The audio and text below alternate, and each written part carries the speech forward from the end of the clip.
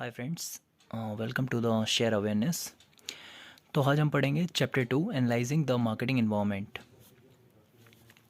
Marketing environment consist of the actors and forces outside marketing that affect marketing management ability to build and maintain successful relationship with the targeted customers.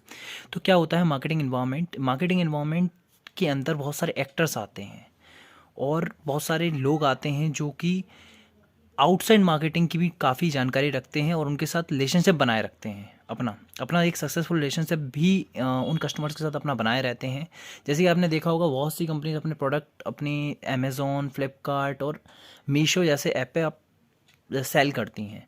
तो ये उन्होंने एक relationship bond बना रखा है। उसी ये पूरा एक मार्केटिंग एनवायरनमेंट चल रहा है। जैसे कि एग्जाम्पल कैलॉग्स भी है।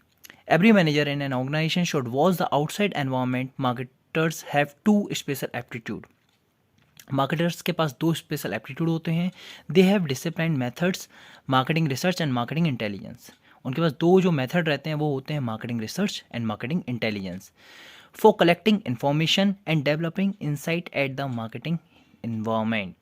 यानी इन्फॉर्मेशन कलेक्ट करने के लिए यूज़र की, जो कस्टमर्स हैं, उनके जो पब्लिक है, उनकी इन्फॉर्मेशन को कलेक्ट करने के लिए and developing insight about the marketing environment. उनकी इन्फॉर्मेशन को कलेक्ट करके उस बेस पे उनके एक्सपीरियंस के अकॉर्डिंग वो प्रोडक्ट्स को बनाते हैं और उस अकॉर्डिंग वो सेल करते हैं। अब हम आते हैं मार्केटिंग एनवायरनमेंट के टाइप्स पे। मार्केटिंग एनवायरनमेंट्स टू टाइप्स के होते हैं, micro environment and macro environment. Micro environment क्या होता है? Actors which is close to the company that affects its ability to serve its customers. वो लोग जो जिस पे कंट्रोल होता है कंपनी का, वो एक्टर्स जिस पे कंट्रोल होता है कंपनी का, जो कि अफेक्ट करते हैं, that affects its ability to service customers, जो अपने कस्टमर्स को सर्व करते हैं। जैसे कि कंपनी के मेंबर्स हुए, कंपनी हुई, सप्लायर्स हुए, उनके कस्टमर्स हुए, इंटरमीडियरी हुआ, पब्लिक हुई, कॉम्पिटिटर हुए उनके। These are also called controllable factors because these actors can be control by the company. ये होता है माइक्रो एनवायरनमेंट। अब आते हैं मैक्रो एनवायरनमेंट पे। मैक्रो एनवायरनमेंट क्या होता है? It consist of a large societal forces. ये वो लोग होते हैं जिस पे कंपनी का कोई कंट्रोल नहीं होता है, इसलिए इसे हम लोग अनकंट्रोलेबल फैक्टर्स भी बोलते हैं। It consist of large societal forces which affect the micro environment, जो कि ये अफेक्ट भी करते हैं माइक्रो एनवायरनमेंट को, such as demographic, economic, nature, technological, political and cultural. तो अभी हम पढ़ेंगे माइक्रो एनवायरनमेंट के ऊपर।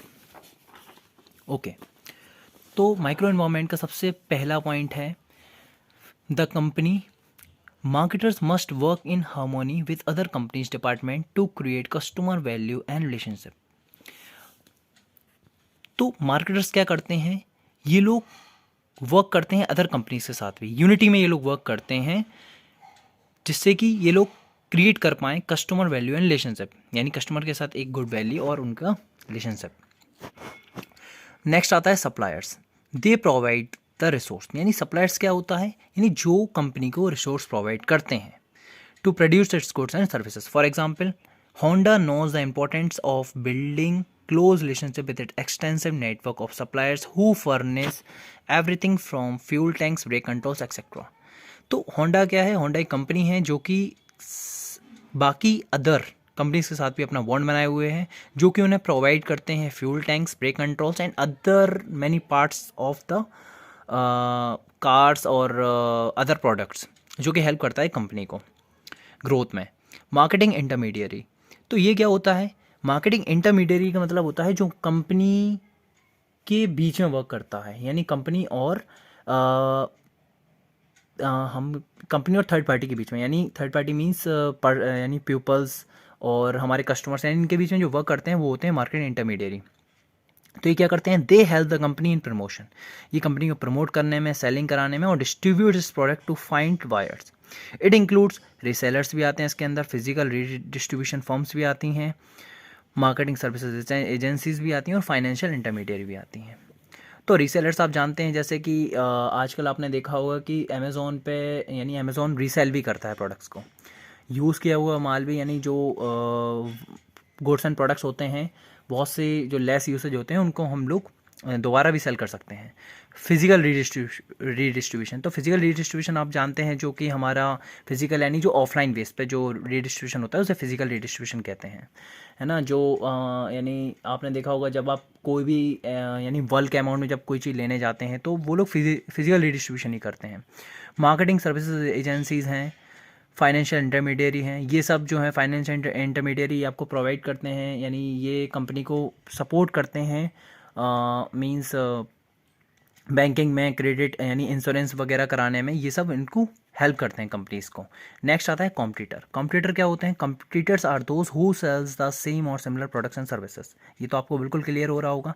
आज जानते भी हैं कि बहुत सारे हमारे कॉम्पिटिटर्स, कंपनी के बहुत सारे कॉम्पिटिटर्स भी होते हैं, जैसे कि मोबाइल्स में आपने देखा होगा बहुत सारी कंपनीज़ जो हैं वो कॉम्पिटिट करने की कोशिश करती हैं अदर कंपनीज़ को। तो ये क्या है, कॉम्पिटिटर्स ये लोग जो हैं बहुत ही ज़्यादा यानी जो कॉम्पिटिटर होते हैं कंपनीज़ के, वो सेम प्रोडक्ट और सिमिलर प्रोडक्ट कस्टमर को प्रोवाइड करते हैं और यूज़र्स को देते हैं, जिससे कि उनकी ग्रोथ होती रहे, उनकी ग्रोथ हो और वो अदर कंपनीज़ को कंटिन्यू कॉम्पीट करने की कोशिश करते हैं, जिससे कि उनके जो गुड्स एंड प्रोडक्ट हैं वो मार्केट में सबसे ज़्यादा बिकें और उनको काफ़ी उसका प्रॉफिट हो। जैसे कि आपने जैसे इसमें दो टाइप्स होते हैं, दो टाइप्स की कॉम्पिटिटर्स, यानी लार्ज फर्म होती हैं, स्मॉल फर्म्स होती हैं। तो लार्ज फर्म में क्या होते हैं, यानी ये कुछ स्पेशल सर्टेन स्ट्रेटजीज़ का यूज़ करते हैं जो कि छोटी जो कंपनीज हैं वो नहीं कर पाती हैं, क्योंकि उनके पास इतना अमाउंट नहीं होता है। लेकिन स्मॉल फर्म्स क्या होती हैं, स्मॉल फर्म्स जो भी अपनी जो भी ये लोग गुड्स एंड प्रोडक्ट बनाते हैं, लेकिन ये लोग क्या करते हैं, ये लोग बड़ी बड़ी कंपनी से काफ़ी कम अमाउंट में अपनी चीज़ों को सेल कर देते हैं।